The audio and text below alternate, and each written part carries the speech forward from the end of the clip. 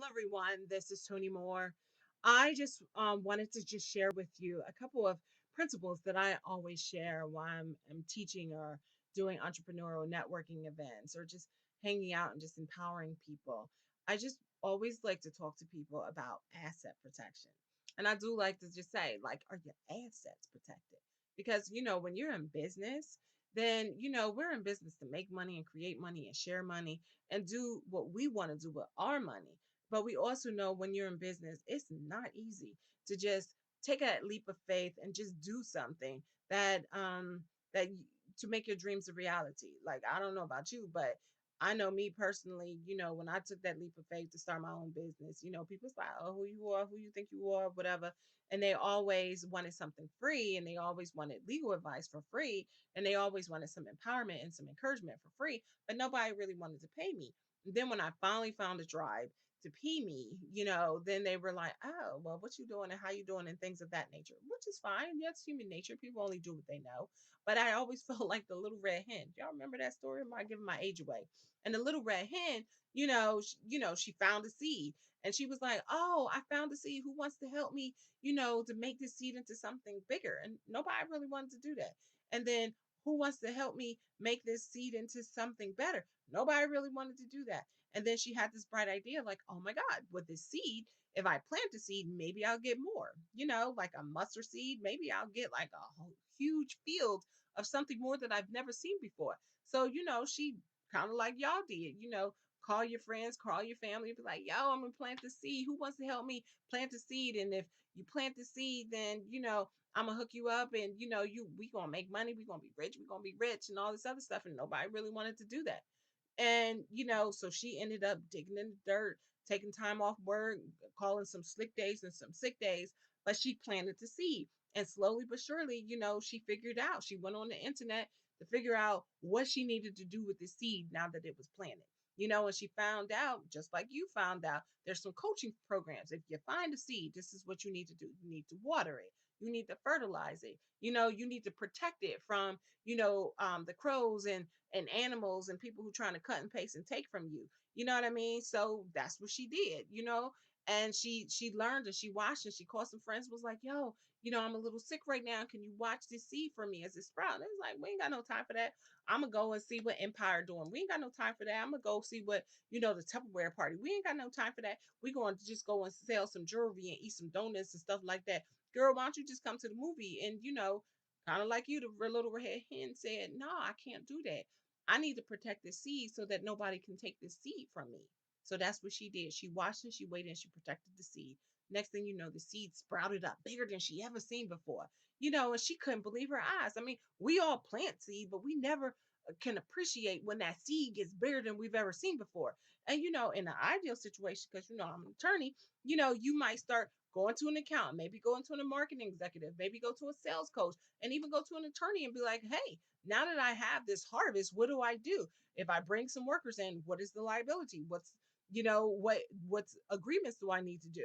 If I have workers in place, do I have to give them some rights and protections? Do I have to give them 15 minutes off? Do I have to give them a lunch break?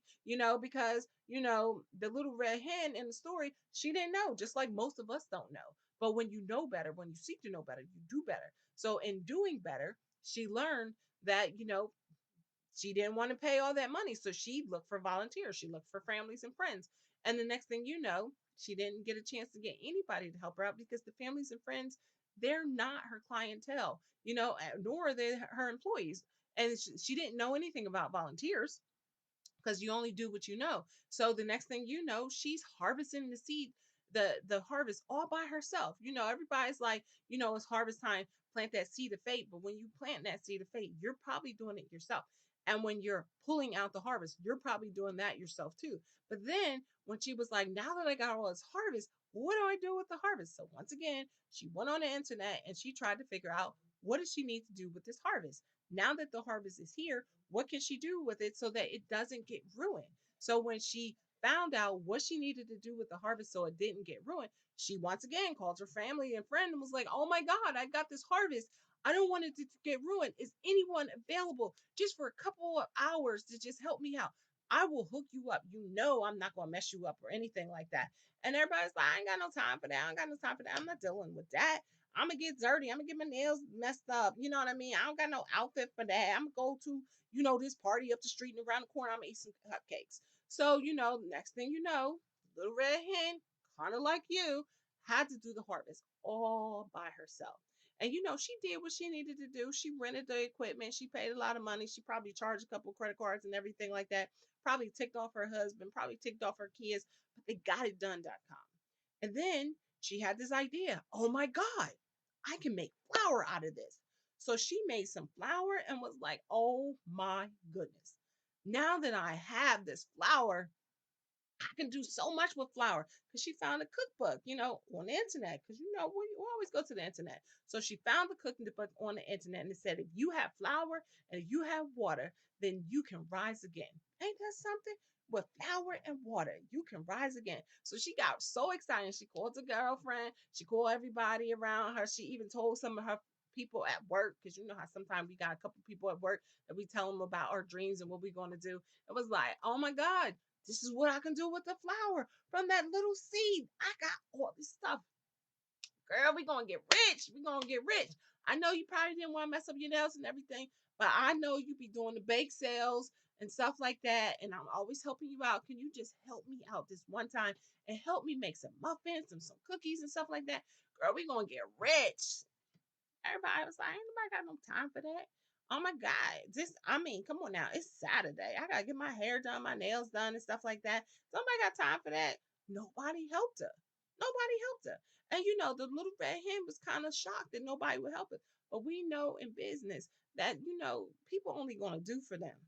There is gonna be some cool people that you can rely upon, but that may be one or two out of 200. Okay. So when you got those people who are willing to help you out, don't get mad because the other people ain't gonna help you out.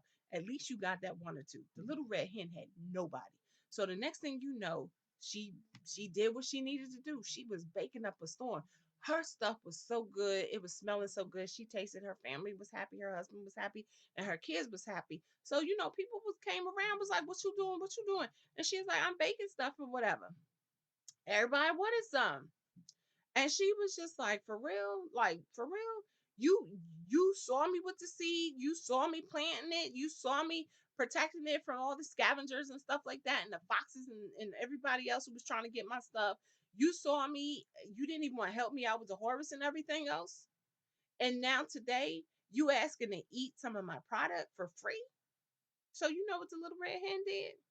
Now in the book, she let everybody eat and eat and eat. But this is what she did in real life. She realized that people are only going to do what you allow them to do. Okay. So you have to ask yourself, if you are going to allow people to let you to continually eat off of you, then do that. Just give it away for free. Don't ever give it away expecting that somebody is going to turn around and thank you for it. Because some will, some won't, and some don't care. All righty. Now, another thing that you need to understand and appreciate that we learn from the little red hen is that nobody is going to put more in your business than you. However, one day when they see you blow up, you know what I mean? Then everybody wants to at least taste and see what you got. And of course, they're going to have some people who want freebies, but there are going to be some people who appreciate you for who you are. So when you're giving it out, find out the people who celebrate you more so than the people who tolerate you. And if you got to go to a different tribe, then that's what you have to do. Because when you're in the celebration mode, when you're sharing from the seed that you work so hard for, then at the end of the day, it's not about you. And when you appreciate, just like Little Red Hen appreciated that it wasn't about her, then people will keep coming back for bigger, greater, and more. Because if nothing else, they learned that the Little Red Hen knew how to be a good baker and they knew where to get the best bread and the cupcakes and the flowers from. Similarly, what is your seed? What is that seed of faith that you need to plant? So that you need to take care of it, so that the thief that comes to steal, kill, and destroy is not taking your stuff. If you got to wake up all night, if you got to sweat out the blood, sweat, and tears, this is your seed of faith. You plant it, you take care of it, you protect it, you sow into it so that you can reap the harvest that grows, the harvest that blossoms, the harvest that is bountiful, so that you can live in an abundance. And as you live in an abundance, what you give away, that's nothing compared to what you got. And when you understand and appreciate who you are and whose you are and the potential within you, it don't matter. Do what you need to do to make your dreams come true for you. This is Toni Moore, also known as the Boss Builder, just sharing something that I've learned and I've always been thinking about in these 4 years. And guess what? Just keeps putting a smile on my face because I know that if the little red hen could be happy, so can I. All right. Talk to you later. Bye bye.